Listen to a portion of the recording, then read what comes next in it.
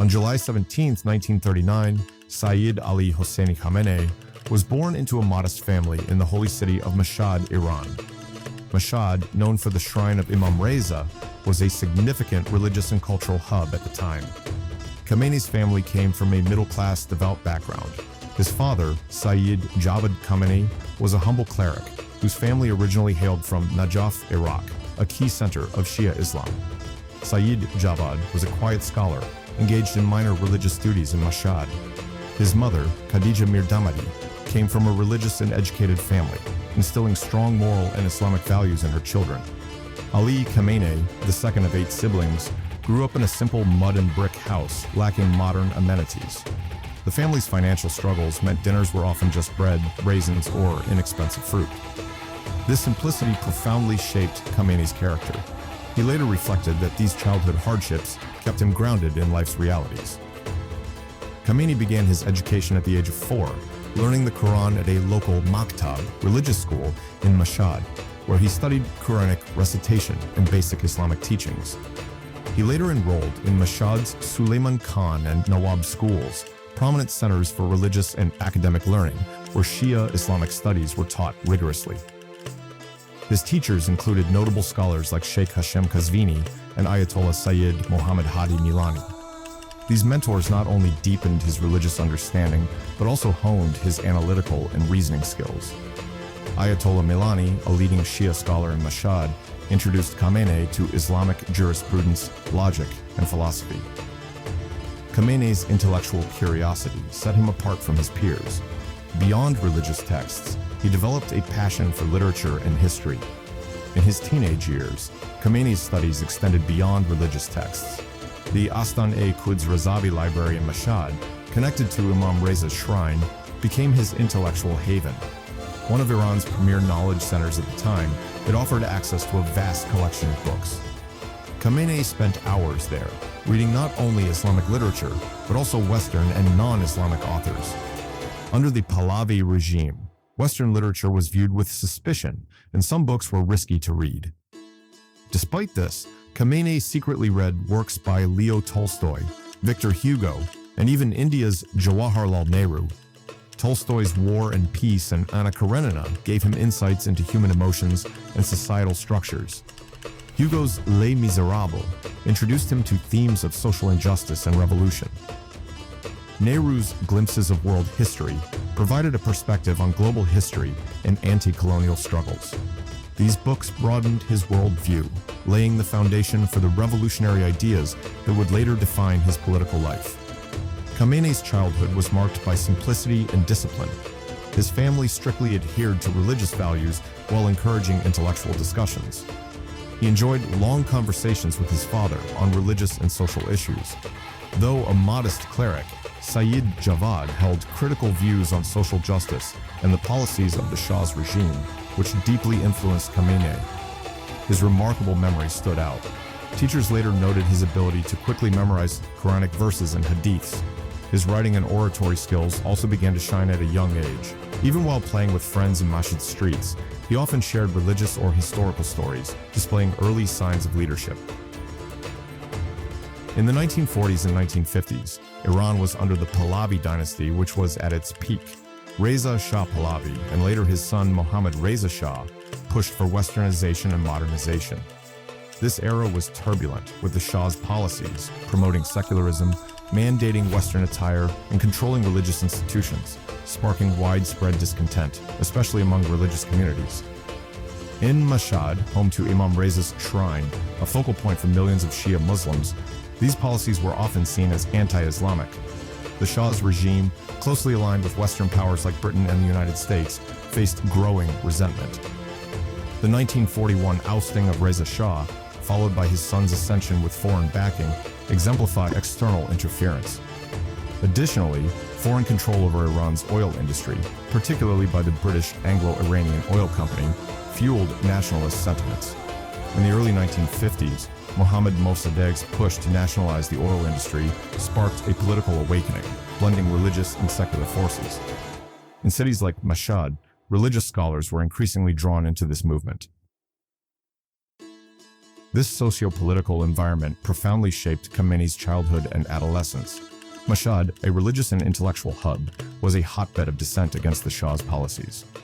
Khamenei's family, particularly his father, held critical views of the Shah's secular policies, fostering ideological discussions at home. His older brother, Sayyid Mohammed, later became active in religious and political activities, reflecting the family's ideological bent. These influences set the stage for Khamenei's revolutionary path. The 1960s and 1970s were a period of upheaval in Iran. Shah Mohammad Reza Pahlavi's regime, backed by the US and Western powers, grew increasingly authoritarian.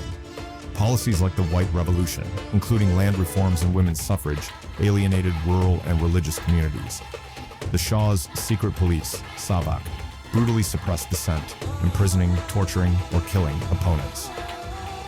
In this climate, Ayatollah Ruhollah Khomeini emerged as a revolutionary leader, denouncing the Shah's policies as anti-Islamic and a product of Western imperialism.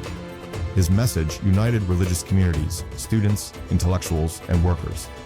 From 1964 to 1987, Khamenei was arrested 6 times by Savak for spreading Khomeini's messages and engaging in anti-Shah activities.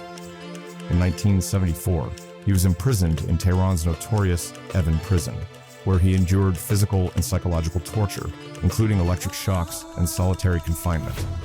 Undeterred, he continued his revolutionary efforts after release. In 1976, the Shah exiled him to Iranshahr in Sistan-Baluchistan, a remote region with limited resources. Khamenei turned this exile into an opportunity, secretly holding Quranic classes to inspire locals for the revolution, emphasizing Islam's political power and the need to overthrow the Shah.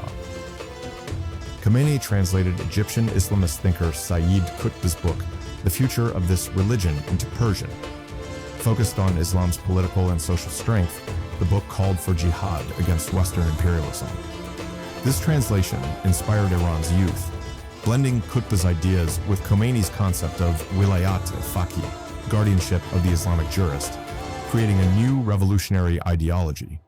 By 1978, protests against the Shah peaked. Khomeini, exiled since 1964 in Turkey, Iraq, and later France, led the revolution from abroad. Khamenei played a crucial role in Iran, spreading Khomeini's messages. On February 1, 1979, Khomeini returned to Iran, and on February 11th, the Shah's government collapsed, marking the success of the Islamic Revolution. Khamenei emerged as a key revolutionary leader. After the revolution, Khamenei played a pivotal role in establishing the Islamic Republic. A founding member of the Islamic Republican Party, he was elected president in 1981. That same year, on June 28th, a bomb hidden in a tape recorder exploded during a press conference at Tehran's Abu Zar Mosque, severely injuring Khamenei and paralyzing his right arm permanently. The attack was attributed to the Mujahideen-e-Khalq, Emek, a leftist Islamic group opposing the Islamic Republic. This incident earned Khamenei the title of Living Martyr, cementing his image as a leader willing to sacrifice his life for the revolution. The attack significantly boosted his popularity. On June 3, 1989, Ayatollah Khomeini's death left Iran in a leadership crisis. The supreme leader's position, as per the 1979 constitution, required a senior religious scholar with high theological credentials. At the time, Khamenei held the rank of Hujjatul Islam, not Marja, a higher religious authority. Khomeini had named Ayatollah Hossein Ali Montazeri as his successor, but Montazeri was sidelined in 1988 for opposing mass executions of political prisoners. On June 4, 1989, the Assembly of Experts elected Khamenei as supreme leader with 60 votes, influenced heavily by Akbar Hashemi Rafsanjani, a powerful figure and later president. Rafsanjani claimed Khomeini had indicated Khamenei as a potential successor. However, prominent clerics like Mohammad Shirazi and Montazeri refused to recognize Khamenei as a marja. To enable his appointment, the constitution was amended to remove the marja requirement, a controversial move. Khamenei himself reportedly said, "Making me supreme leader will destroy us," reflecting his reluctance and the weight of the responsibility. Hardline leaders chose him to ensure control over the regime. Montazeri's removal was a strategic political maneuver. His liberal policies and emphasis on human rights were unacceptable to hardliners. Khamenei, loyal to Khomeini and a staunch revolutionary, was seen as a safer choice, ensuring the Islamic Republic adhered to Khomeini's Wilayat-e-Faqih framework. From 1989 to 2025, Khamenei solidified Iran as an Islamic republic. He transformed the Islamic Revolutionary Guard Corps, IRGC, into a military, economic, and political powerhouse, controlling significant sectors like oil, construction, and telecommunications. He also strengthened the Basij militia, key in suppressing internal dissent. His foreign policy, centered on the axis of resistance, includes support for groups like Hezbollah in Lebanon, Hamas in Palestine, the Houthis in Yemen, and Syria's Assad regime, aimed at countering US and Israeli influence. Khamenei backed Iran's nuclear program as a symbol of national pride, though it led to international sanctions and isolation. Khamenei's rule has been marred by controversies. In 2009, the Green Movement erupted over allegations of fraud in President Mahmoud Ahmadinejad's re-election. Millions protested, but Khamenei labeled them foreign agents, ordering the IRGC and Basij to crush the demonstrations. Hundreds were killed and thousands imprisoned. In 2022, the death of 22-year-old Mahsa Amini in morality police custody sparked nationwide protests. Khamenei dismissed them as a foreign conspiracy, and the crackdown was brutal, further damaging his image among youth and women. Religious minorities, particularly Baha'is, faced severe persecution, denied education and jobs, with their religious activities banned. Sunni Muslims and other minorities also faced repression. Fear-mongering is a cornerstone of Khamenei's strategy. By portraying the US and Israel as existential threats, he justifies internal crackdowns. His official website and social media amplify this narrative, with speeches predicting America's decline and Israel's defeat.